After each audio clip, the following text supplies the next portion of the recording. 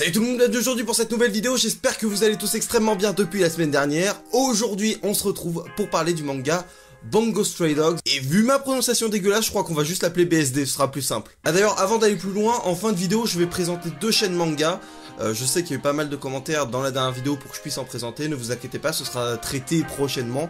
Mais là j'avais déjà deux chaînes à vous proposer, que je suis depuis un moment, et qui méritent votre attention. Bref, assez de blabla, on est parti pour la présentation.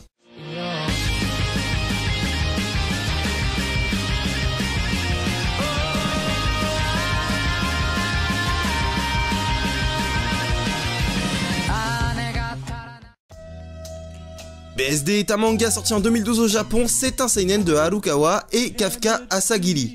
Il est de genre action fantastique, baston et énigme, et est adressé à un public de plus de 10 ans. À l'heure actuelle, 6 tomes sont disponibles en France aux éditions Ototo contre 14 au Japon. Après avoir été expulsé de son centre d'accueil, Atsushi Nakajima se retrouve seul et à la rue. Il rencontre alors un étrange jeune homme du nom d'Osamu Dazai. Ce dernier fait partie de l'agence des détectives armés, une troupe d'enquêteurs aux pouvoirs paranormaux. Et en ce moment même, ils sont à la recherche d'un mystérieux tigre mangeur d'hommes. Coup du sort, Atsushi semble avoir d'étroits liens avec ce tigre et se retrouve enrôlé malgré lui parmi ces fameux détectives sur l'initiative de Dazai.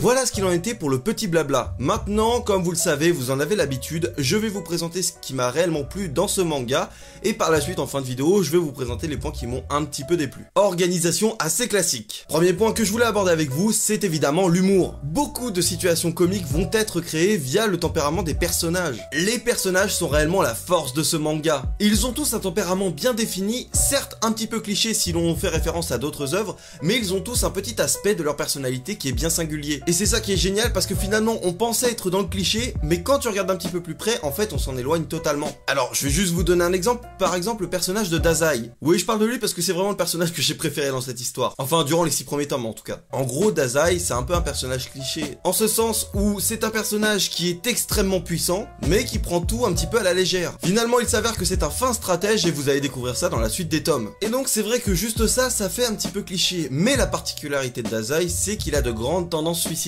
Et donc là, on sort complètement du schéma type du personnage badass. Donc c'est un mec ultra puissant, je m'en foutisse, mais qui arrive à tout calculer à l'avance. Et en plus de ça, le mec souhaite absolument mourir et tente de se suicider par tous les moyens, mais n'arrive jamais, puisque justement, il est beaucoup trop puissant. Et vous voyez juste cette tendance-là, c'est elle qui vient apporter l'humour. C'est cette petite singularité qui fait que tous les gags deviennent extrêmement marrants. C'est difficile de s'attendre à avoir un personnage ultra badass qui a des tendances suicidaires. Et il faut bien comprendre que justement, ce schéma type se retrouve pour à peu près tous les personnages de l'agence. Et c'est ça pour moi qui fait la particularité de ce manga. Également un autre point que je souhaitais aborder, c'est le fait que l'on n'est pas réellement un personnage principal. Au départ on pense qu'on va avoir affaire qu'à Atsushi, mais on se rend compte très vite que l'histoire va se focaliser sur tous les personnages de l'agence et toutes les personnes qui la composent. À l'instar un petit peu de Kekai Sensen que je vous ai déjà présenté il y a de ça quelques mois. Et je trouve ce choix extrêmement intéressant puisque c'est un choix qui amène à s'intéresser à tous les personnages et à faire en sorte qu'il y ait très peu de personnages OSEF. Alors certes il y en a qui vont te plaire plus que d'autres, mais il y en a aucun réellement qui va être complètement délaissé par l'histoire. Et donc forcément le fait de choisir ce point de vue là amène à faire un gros travail d'introduction des personnages. Ce que je veux dire c'est que ce n'est pas possible réellement d'introduire un personnage juste via un dialogue entre deux personnages principaux, chose qui est souvent le cas. Là non, forcément si tous les personnages de l'agence sont importants, ils doivent tous avoir leur moment de gloire, et pour cela il faut les mettre en scène soit dans une enquête, soit dans un combat, soit s'ils viennent à la rescousse d'un de leurs camarades. Bref, il faut tous qu'ils aient leur petit moment de gloire. Et ça justement c'est un énorme travail de mise en place. D'où l'un des points négatifs que je relèverai tout de suite après. Alors après évidemment, même si on a fait ce choix là, il y a des personnages qui sont évidemment mis plus en avant que les autres. Mais malgré tout, je trouve que ça reste très bien géré et que c'est vachement agréable à suivre. Autre chose qui est réellement intéressant dans la construction d'histoire, c'est que comme vous allez pouvoir le lire si vous lisez le manga ou regardez l'anime, mais dans le manga, en fait on se rend compte que les antagonistes ou les premiers antagonistes que va rencontrer l'agence, c'est la mafia. Et forcément lorsque l'on fait le choix de ne pas avoir un seul personnage principal, eh bien la guerre qui peut se livrer entre les deux factions va se faire sur plusieurs fronts. Et tout de suite ça donne une toute autre envergure au combat. En effet, on va pas se limiter à un affrontement entre le personnage principal et un autre ennemi. Non, on va aller beaucoup plus loin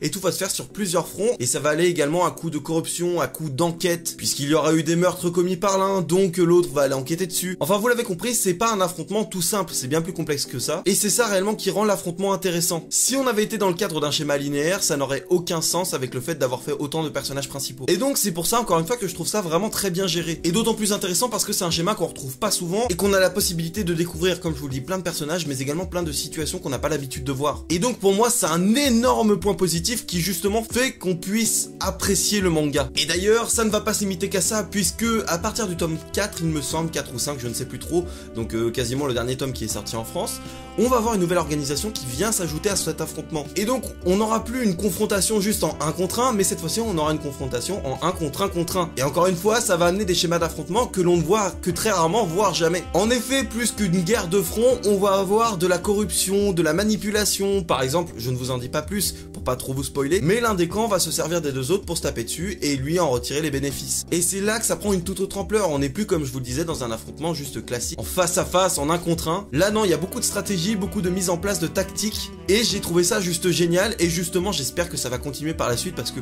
à partir du tome 6, donc le dernier qu'on a en France, eh bien on est au début de cet affrontement, donc je sais pas si ça va continuer encore longtemps ou si ça va s'arrêter assez vite. Alors comme je vous parlais des antagonistes, ça me permet de passer à un des points négatifs que j'ai pu relever, c'est le fait que l'un des antagonistes majeurs est Akutagawa, et personnellement j'ai extrêmement eu du mal à m'attacher à ce personnage, ou enfin du moins à lui donner une certaine crédibilité. Enfin du moins dans les premiers tomes, parce que justement, je me doute qu'il va évoluer par la suite, c'est prévu, ça se voit. Le seul problème c'est que dans les premiers tomes, on se retrouve avec un personnage qui dans le tome 1 nous est présenté comme un personnage ultra monstrueux, qu'il faut craindre, qu'il ne faut pas aller affronter. Après tu te rends compte très vite que c'est pas un personnage non plus au-dessus du lot, enfin, il est très bon, mais je veux dire c'est pas non plus le plus monstrueux de tous. Et surtout ce qui m'a gêné c'est ses motivations, hein, d'enfant un petit peu capricieux. Genre le mec devient un petit peu taré et vénère et veut tuer tout le monde parce que son ancien maître n'a jamais voulu lui faire de compliments, ou ne l'a jamais reconnu à sa juste valeur comme il peut le dire. Bah ouais, je vois ça un petit peu comme un enfant capricieux perso. Notice me, senpai!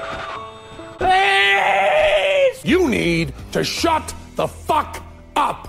Voilà, vous avez réussi à mettre une victime en PS. Bon, c'est vrai, je caricature carrément, mais quand même, j'ai vraiment l'impression que c'est ça dans ses premiers tomes, et je me doute bien que par la suite il va évoluer et va changer totalement de tempérament, enfin du moins j'espère. Donc je ne me limite pas qu'à ses premiers tomes pour dire que je n'aime pas le personnage, parce qu'on sait jamais, peut-être que par la suite il va me surprendre. D'ailleurs dans le tome 6 il fait une certaine intervention, et elle était plutôt intéressante. Et enfin, ça me permet d'aborder le dernier point de cette vidéo, celui qui m'a encore une fois un petit peu gêné, c'est le fait qu'on met beaucoup de temps à cerner le but et là où veut nous emmener l'histoire. Ça s'explique parfaitement puisque, bon, comme je vous l'avais dit, le schéma veut qu'on ait plusieurs personnages principaux, donc il faut parfaitement les introduire et donc leur dédier une petite histoire, une petite enquête, un petit combat, bref, quelque chose d'assez intéressant, donc à peu près un chapitre par personne. Le problème c'est qu'il y a beaucoup de monde, donc tu te doutes que à chaque fois que tu dois en mettre un en avant, même si des fois t'en mets deux en avant, bref, vous avez compris, bref, c'est pas un schéma linéaire non plus, mais c'est vrai qu'on perd énormément de temps à la mise en place et au début on n'arrive pas à cerner là où les auteurs veulent nous emmener. On se demande si on va plutôt vers un récit qui se veut raconter quelques histoires, quelques enquêtes qui s'enchaînent avec un certain fil rouge, mais rien de plus, sans réel enjeu, ou si finalement le récit était en train de se construire pour nous apporter une véritable intrigue et un véritable but à la fin. Et malheureusement, il a fallu à peu près 4 ou 5 tomes avant de réellement comprendre l'intérêt et le but surtout de l'histoire. Là, on est parti pour avoir un véritable but dans cette histoire qui est la guerre de ces 3 factions. Problème, c'est que est-ce que ça va durer 3 tomes? Est-ce que ça va durer 10 tomes? Est-ce que ça va... J'en sais rien. Donc je suis en train de me demander si finalement c'est pas juste un passage et que ce but-là, qui est donc cet affrontement entre les 3 factions, bah va se terminer assez vite. Donc pour l'instant c'est vrai que c'est quelque chose qui me perd un petit peu dans l'histoire parce que je sais pas du tout où on veut nous emmener. J'ai une piste, je pense que c'est ça, mais tant qu'on n'a pas la suite je peux pas en être vraiment sûr. Après ça reste intéressant parce que finalement le fait de nous perdre un petit peu, c'est agréable puisque tu veux comprendre, tu veux connaître la suite. Certains ça va complètement les blaser, mais moi justement je suis curieux de voir ce que ça peut nous amener. Et donc ça m'amène à vouloir continuer l'histoire. En conclusion, j'ai réellement apprécié ma lecture de ces 6 premiers tomes. J'ai trouvé le choix narratif extrêmement intéressant justement avec les différents personnages principaux,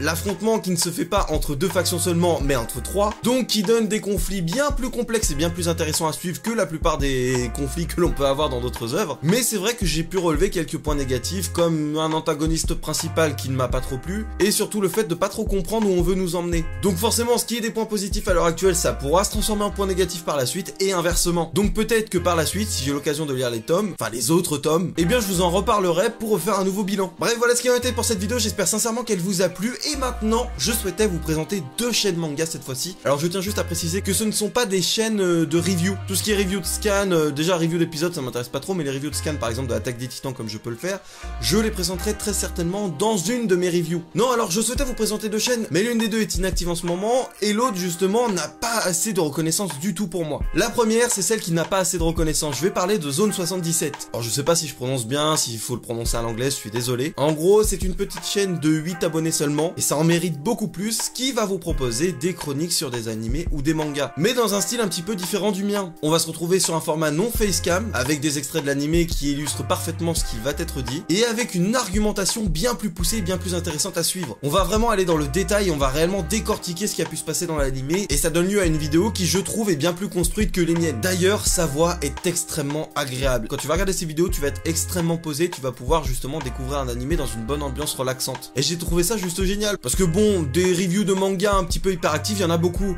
mais des trucs aussi posés et aussi intéressants dans la construction de la vidéo, je trouve ça beaucoup trop rare. Donc je vous invite réellement à aller suivre Zone 77. D'ailleurs, mention spéciale à la vidéo sur Erased que j'ai réellement kiffé. Et enfin la deuxième chaîne qui est inactive en ce moment, alors les raisons je ne les connais pas vraiment parce que on ne s'est jamais parlé ou quoi que ce soit, c'est Manga Podcast que vous connaissez très certainement. Alors lui, il a plus de personnes qui le suivent, bientôt 8000, et il va également proposer des analyses de manga, des présentations de nouvelles œuvres, des sujets un petit peu plus complexes du style le manga français ou autre. Et l'écriture de ses vidéos est réellement nickel, j'ai rien à redire là-dessus, j'adore écouter ce qu'il dit, et puis il a un montage ultra soigné. Réellement c'est des vidéos de qualité, voilà, Manga Podcast il mérite tellement plus, je comprends même pas qu'il ait pas percé depuis tout ce temps avec ce qu'il propose. Donc réellement n'hésitez pas à les regarder, même si en ce moment il est inactif, mais celles qui sont déjà sorties, allez les voir, je vous les conseille grandement. Bref, voilà ce qui en été pour cette vidéo, j'espère sincèrement qu'elle vous a plu, et cette fois-ci je vous dis réellement à très bientôt, et à la semaine prochaine pour une nouvelle vidéo. Prenez soin de vous, et bonne fête à tous. Ouais, parce que j'allais l'oublier, mais oui, c'est vrai que la prochaine vidéo ce sera après les fêtes de Noël, donc voilà, profitez bien, hein. Allez, ciao.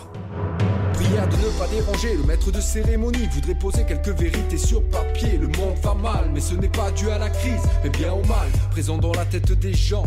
Tout comme les stars qu'on est trompés et dirigés vers un chemin maudit, un guet-apens, un pseudo-paradis.